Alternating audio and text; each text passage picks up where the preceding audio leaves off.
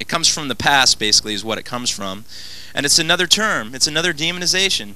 It's just another term, like cultist or compound. I'd call that my home. I never considered that a compound. Serenity never considered it a compound. Neither did Michelle. Neither did Isaiah or Joseph. The kids that we played ball with, and we went down to the lake with. Janet, Reno, we want the kids to come out safely. So you use CS gas against them? CS gas, by the way, has been the Geneva Convention. The United Nations does not use CS gas in wartime because it's too harmful. It's deadly, especially to young children and women with smaller respiratory tracts. It kills them. It's never to be used in a contained area. It's only to be used in a riot control situation. Yet we use it against our own citizens. Do you realize the amount of CS gas that they poured into Mount Carmel? If the fire didn't kill those people, most of the kids would have died anyway because of the levels of the toxins of that CS gas. Do you realize that CS gas is a powder? It's not a gas. You know what happens when you take a match to a room full of flour? It goes up like that. Powder is flammable. CS gas is flammable. It was a front. Why do you think they poked the holes in the building, in the fronts, to the sides? What happens when you puncture huge 5 by 8 foot holes in the wall of a house, especially when they're in the back, both sides, and in the fronts? It causes what we call backdraft. You ever see the movie Backdraft? A building goes up just like that, especially with 40-mile-an-hour winds. Coincidence? Accident? The FBI claimed that they had a tape of David Koresh the day before the assault, the day before the final assault, saying that David Koresh was planning to burn the place if they came in. Okay, let's give them the benefit of the doubt, shall we? I still would love to trust my government. Let's give them the benefit of the doubt, though. If they knew that David Koresh was planning to burn the place down and they wanted to save the people, why didn't the tanks that were capable of holding thousands of gallons of water, or better yet, a certain foam that they got that's used in high-tech situations to put fires out quickly, why weren't those tanks equipped with firefighting capabilities? Why was it, I'm asking a lot of questions why, aren't I? Why wasn't the fire trucks out here? They'd been out there for 50 days. They were told to stand down the day before. Why was that? Why was Parkland Memorial Hospital called at 6 o'clock in the morning? 6 o'clock in the morning, asking how many, by the FBI, asking how many beds were available in their burn unit. Coincidence? Why is the Parkland Memorial Hospital suing the government for responsibility of those that they treated at Mount Carmel that burned? Why are they suing them? There's a lawsuit against the government. Parkland Memorial Hospital says that the government knew about it, that they told them to expect burn victims by 12 o'clock. Coincidence? Why didn't a helicopter fly over dumping water on the place if they were so enraged, if they were so afraid of the quote-unquote cultists shooting at law enforcement officials?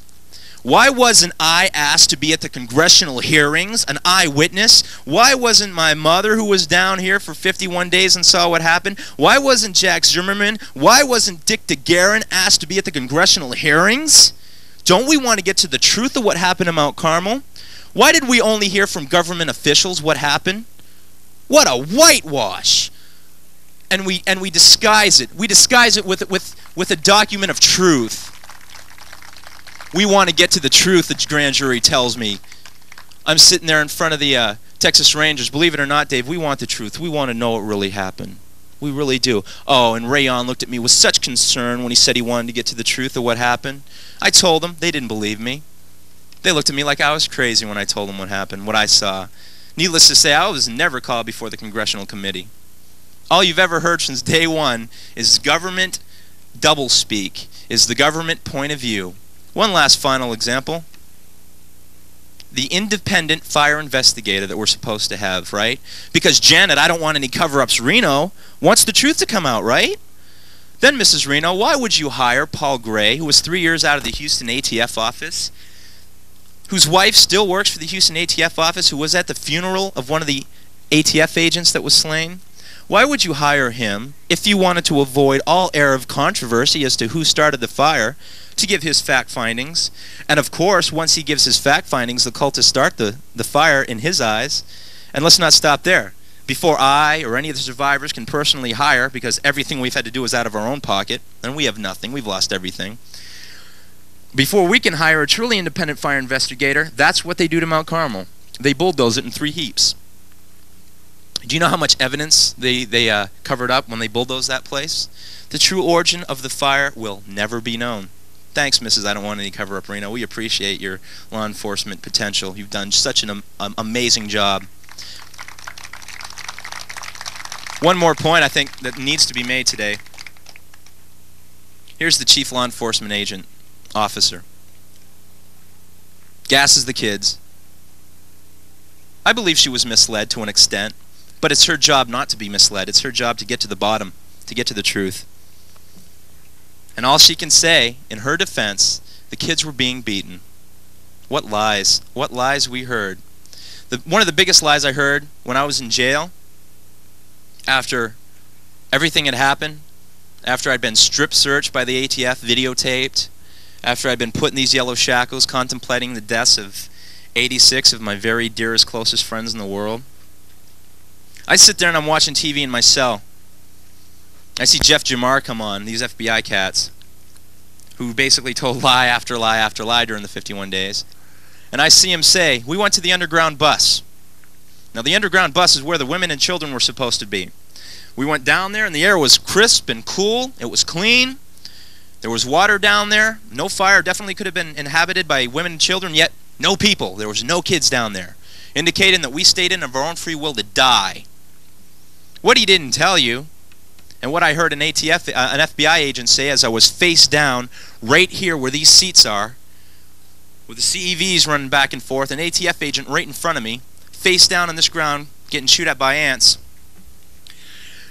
When the guy with a little notepad and the pen came up to me and said, where are the women and children? You got to live with this for the rest of your life. Where are the kids?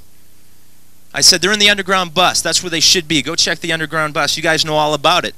You've known about it for 51 days. It's buried. You can enter it through the tornado shelter. He looked up at the other guy, the other FBI agent, big burly guy with a mustache, had an M16 like this, and he looked down at the guy that was kneeling down in front of me and he said, we tear gassed that bus. I looked at him like, oh, great, you guys are really right on the ball. You tear gas the only safe way of escape for the women and children. But let's not stop there. We have videotapes of where the tanks went in. When they made their initial hole facing this complex on the far left-hand side, they destroyed the wall that was directly below the only entrance to that bus. There was a trap door that went from the floor up like this. That debris was on top of that door. So even if the women and children could get to the bus, they never could have gotten in. The FBI, of course, later in their FBI report said that we never wanted them to get to the bus. We never wanted them to get to that safe hole. We blocked that off on purpose. And then what happens? The women and children only have one place to go. I couldn't get there. I tried desperately to get up through the second story, to get into the hallway that was already raging with fire, that already had a fireball going down the hall at 40 miles an hour because of the winds. I couldn't get in that hallway.